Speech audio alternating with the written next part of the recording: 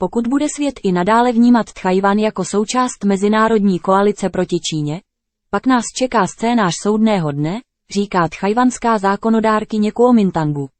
If the world continues to see Taiwan, especially Light-Indus Taiwan, as part of the international coalition against China, then we are heading to a doomsday scenario. We have seen the joint military drills in such an intensity.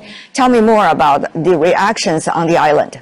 I think it's really intense in terms of its overall impact. We have never seen any military drill in this scope and intensity plus resolve and readiness. The overall scope is something that's sending an extremely strong signal not only to Taiwan, because if we look inside out, we can see that Taiwan is completely blocked by military air, sea, and air force around the island, but to the international community, especially the military strategists as well, because it is almost like a war game play by play.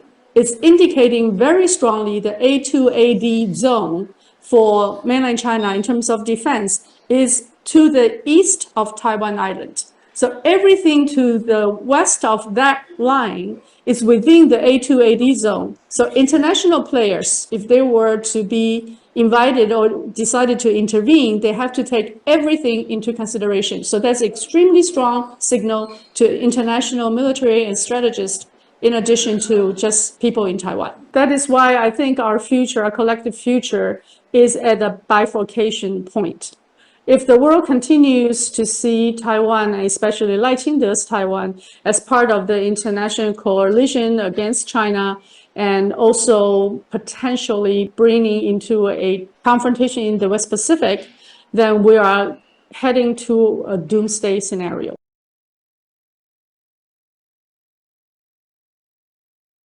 Podíváme se na lži v projevu Lai Ching. A Mr. Lai, oh sorry, I meant Mr. Lai, made a speech to wow the world. I watched it and felt maybe his surname really is L-I-E, Lai. There are so many weasel words in his speech I may need season 2 or 3, but for now, here are just a few examples. First, he repeatedly calls Taiwan a nation.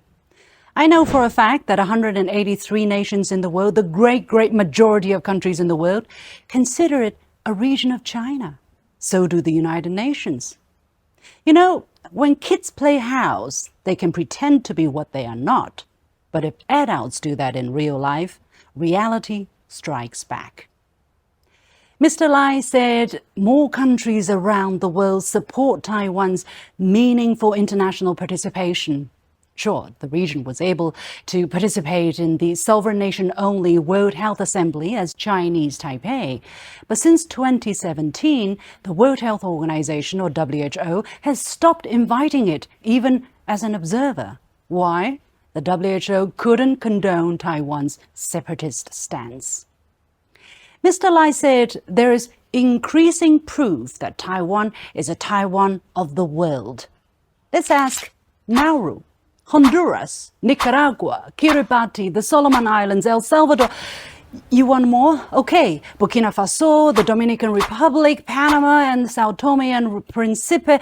Ask what they think about it. These are the 10 countries that ditched Taiwan and established or re-established diplomatic ties with China during the 8 years of DPP's rule. Mr. Lai, I've got news for you. Your world has been shrinking. Mr. Lai also said Taiwan is the MVP of the democratic world, meaning most valuable player. Very imaginative. He mentioned actually democracy 31 times in the speech. He will win the sympathy of some, but not those in the know. Granted, voters in Taiwan cast their votes every 4 years, but any hopeful winner needs to be anointed by Washington. Hence, before every race, candidates line up for the job interview. Mr. Lai's running mate was also the former go-between between Taipei and Washington. When an external power calls the shots, do voters have a say? Instead of MVP, Taiwan is probably the LVP, the least valuable player of the democratic world. I'm not done yet. There's more coming. Mr. Lai said his predecessor Tsai Ing-wen laid a solid base for Taiwan's development. Oh, please pull the other one. After 8 years of DPP rule, have living standards improved? The economy grew by 2 to 3% on average, with one exception in 2021. And the Chinese mainland, please remind me, how much was it during the same period? 5.6%, double that of the island. Actually, I talk to young people who are seeking opportunities here on the mainland, and believe me, they came here for a reason. That also explains why Lai's party, the DPP, only got 40% of the votes in the latest leadership contest, a dip of 17 percentage points compared with the previous one. A very solid base indeed. And the DPP lost the majority in the legislature. Is that a sign of satisfaction? Oh, by the way, have you watched that on social media? A fistfight in a new legislature. Do they have M&A in Taiwan? Seems that the most valuable player of the democratic world, in Mr. Lai's words, got a black eye. My biggest problem with Mr. Lai's speech is that he wants people to believe that the United States is a guarantor of peace for the island. To me, and I believe for a lot of people around the world, peace and reliability is an oxymoron when it comes to the United States. And the US has no qualms to say publicly its true intentions. Taiwan is located at a critical node within the first island chain, anchoring a network of U.S. allies and partners. That is critical to the region's security and critical to the defense of vital U.S. interests in the Indo-Pacific. And it's the people of Taiwan who are footing the bill. Talking about the bill, how about Taiwan's budget for economic development for this year? Down 9%. But the defense budget is up 10%. Guess where the money will go? I can go on and on about Mr. Lai's theatrics, but let's waste no more time. The true story is very simple. U.S. self-proclaimed strategic interests and Taiwan's self-serving politicians have prevented China's reunification. The last thing China would want is to have a war at its doorstep. But if someone carves it out, guess what China will do? So next time you listen to Mr. Lai's speech, don't get fooled by the weasel words. Read between the lines.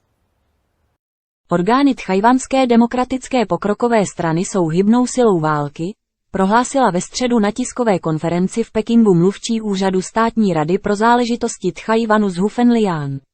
Zároveň zmínila, že rozdílné systémy napříč tchajwanskou úžinou nejsou překážkou pro sjednocení Číny, a už vůbec nezáminkou pro odtržení. 大家好，欢迎大家参加国台办的例行发布会。我们将全面贯彻新时代党解决台湾问题的基本方略。尽管海峡两岸尚未统一，但大陆和台湾同属一个中国的事实从未改变，也不容改变。民进党当局嘴上是说希望台海和平稳定，实质呢，顽固坚持台独立场，煽动两岸对立对抗。 加紧推动以外谋独、以武谋独，妄图呢把台湾从中国分割出去，其所作所为哪里是什么和平的舵手，分明是战争的推手。台湾演艺人员来大陆演出，在跟粉丝的互动当中，台独与台海和平水火不容，是导致台湾兵凶战危、民众利益受损、台海局势不稳的最大乱源。希望广大台湾同胞充分认清。 民进党顽固坚持台独路线的极大危害性、破坏性，坚决反对台独分裂和外来干涉，推动两岸关系重回和平发展的正轨，维护台海和平稳定和自身的安全福祉。民进党当局所谓守护台湾，是以台湾民众的身家性命也必然统一的大事。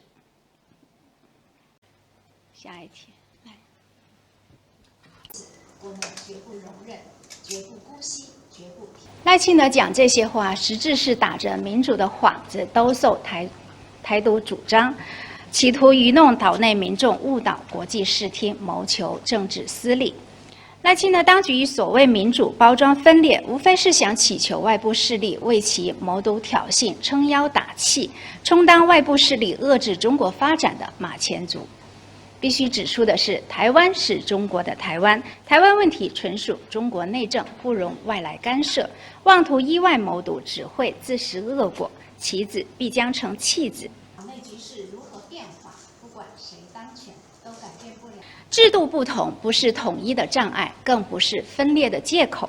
用民主做包装，借和平来粉饰，掩盖不了其台独祸心，只会给台海和平稳定带来巨大危害。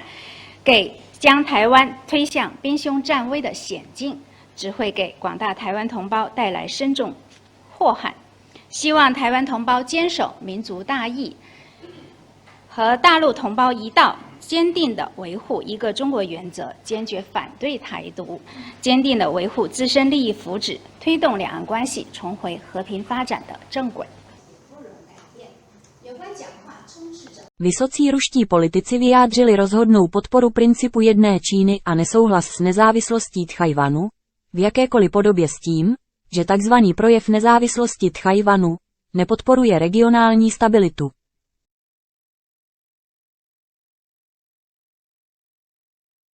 Такого рода заявления о независимости Тайваня мы рассматриваем как провокационные. Хорошо понимаем, что за такой неконструктивной политикой, заслуживающей всяческого порицания, стоят американские интересы. Еще раз хочу подчеркнуть, что на любых площадках, будь то Организация Объединенных Наций, двусторонние контакты нашей страны, мы всегда выступали, выступаем и будем выступать за то, чтобы принцип одного Китая соблюдался твердо, принципиально, четко, неукоснительно.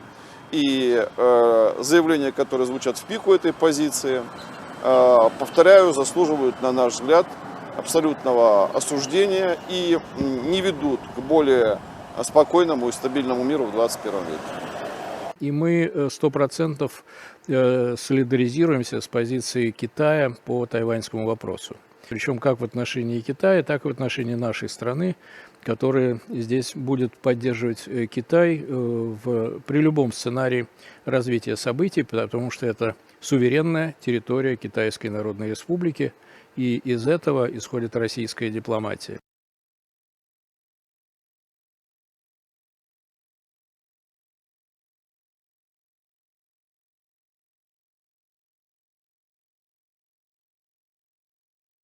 Děkujeme, že jste sledovali náš pořad. Nashledanou u dalšího dílu pořadu Svět okem.